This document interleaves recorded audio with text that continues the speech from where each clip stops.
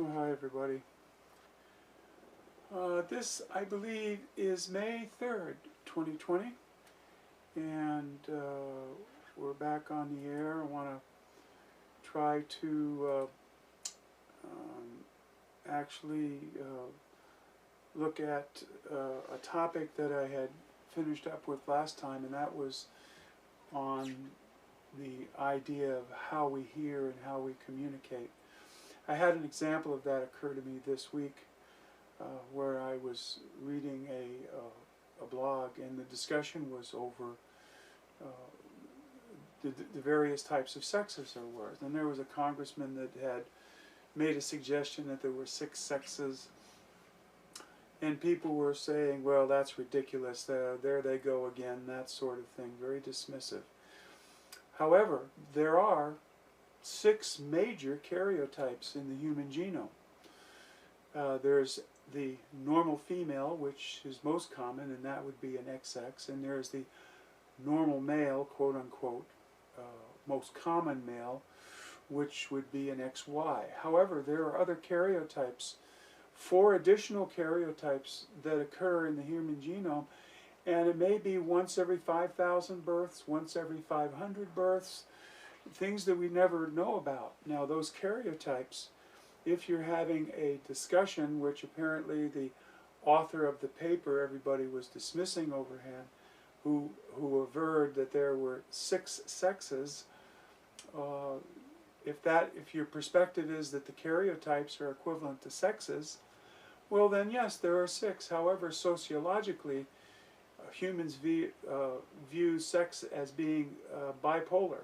There's either a male or a female.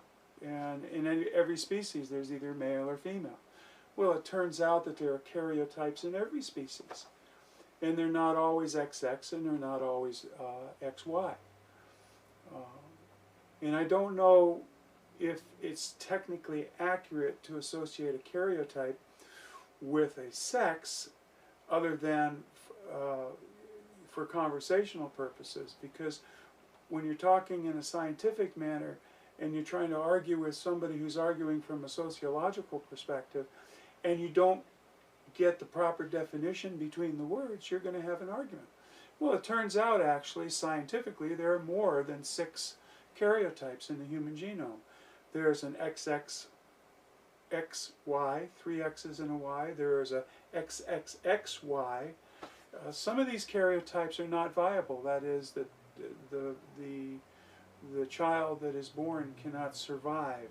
But some of them are, such as Klinefelter syndrome, which is well documented and well known, and that's an XXY. Sometimes it used to be called as a super female.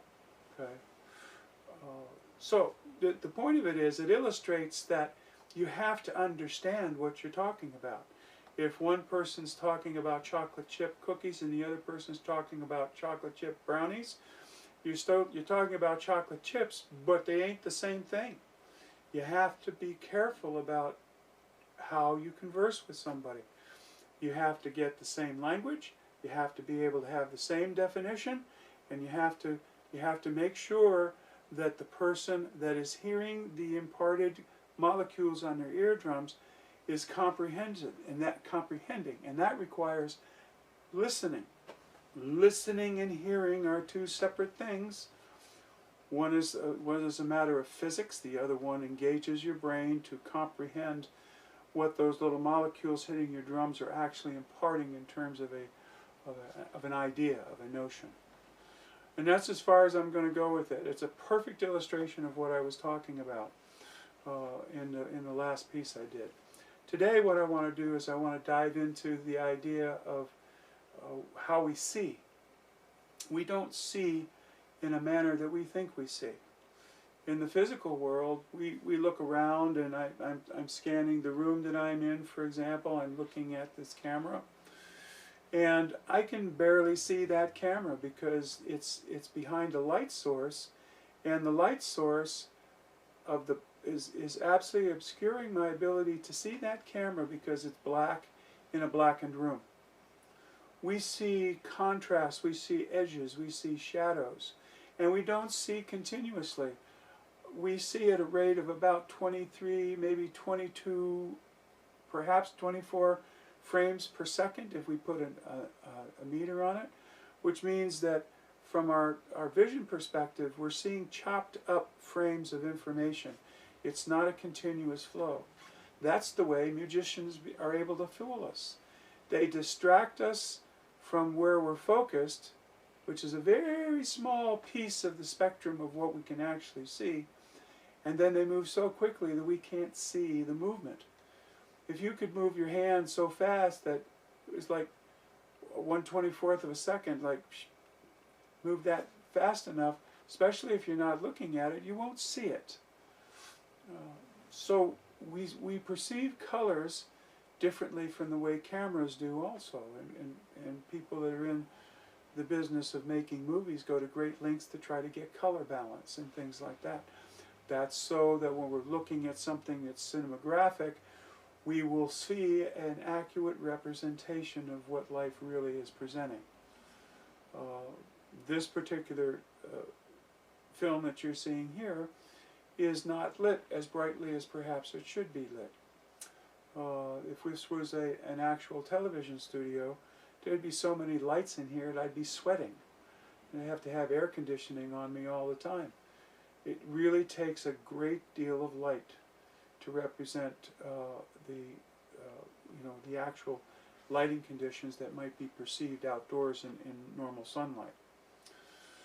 We also don't see, if we don't have edges, so that's why we can't see in darkened rooms, for example.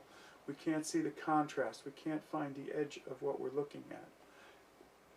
But we also don't see things that are indistinct in terms of background. There was a Dr. Yehudi in the 1930s who created a device that allowed a distant object to project onto the front of it, the front of that object, which was being viewed from a distance, the color of the background. And as you turned this object on and you adjusted, you could see them adjusting the color, you absolutely see that object in the distance disappear. This project was developed, as I said, in the 30s. It was employed during World War II. They had bombers that were trying to sink German U-boats, and they could hear the sound and they'd see the airplane coming from afar off, and they'd dive the boat and the bombing would be unsuccessful. By putting these lights on the leading edge of the aircraft, they could obscure the aircraft from the vision of the seamen that were on the U-boat, and as a consequence, while they could hear that something was approaching, they didn't know where it was. And that allowed the bombers to get just that much closer, and their success rate at bombing the U-boats went up appropriately. I thought this technology, the Yehudi effect is what it's called. You can look it up, Y-A-H-U-D-I, Yehudi. I thought it was something out of the 70s. It was most magical. I saw a film in the 70s where an aircraft was flying over Wright Pat Air Force Base, and you could hear the sound, and as the camera was tracking, it was tracking the sound, but you couldn't see anything.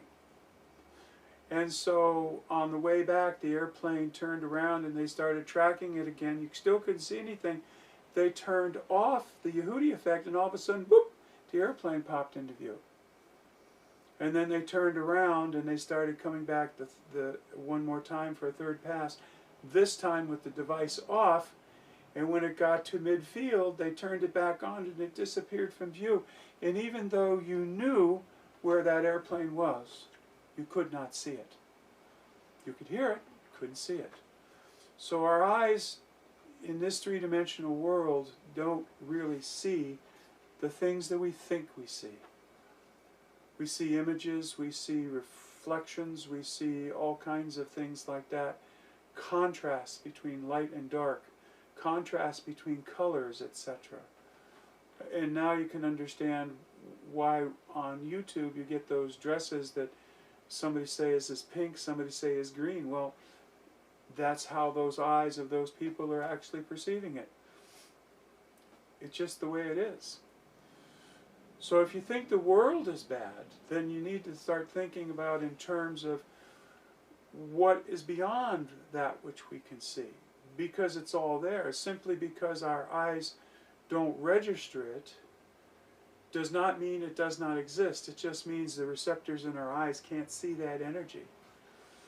And so it is in the spiritual world, which is much, much greater, much more magnificent, much huger than even this universe is.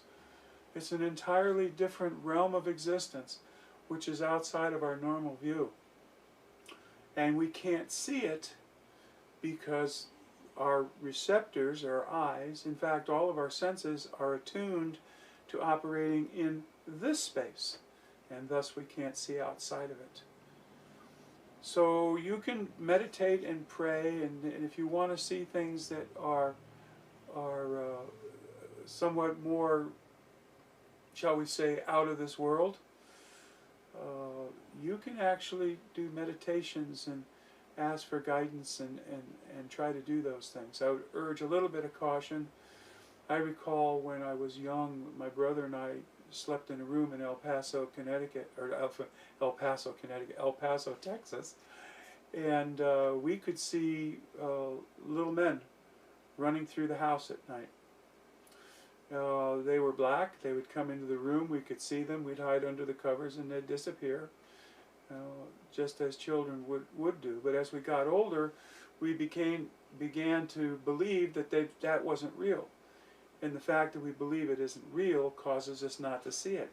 Same reason why when you see a magic trick, you believe it's real, and you can't see what's actually going on. So, hearing and seeing and all of our senses indeed trick us. They're attuned to this dimensionality, which is a good thing. But if you want to go beyond that, if you want to grow spiritually, you have to start looking with a different set of eyes. As was opined in the movie The Abyss, the female protagonist talking to the male protagonist said, when he exclaimed that he couldn't accept what he had seen, she came back and said, you have to start looking with better eyes. And so it is that we have to do the same thing. We have to start listening with better ears. We have to start seeing with better eyes. And so I'm going to go ahead and leave this here. This is probably around 10 or 12 minutes. I'm going to bid you all well. And as we go forward in this year, may the Lord keep you and protect you and save you. And with that, I'm going to go ahead and sign off. So be well.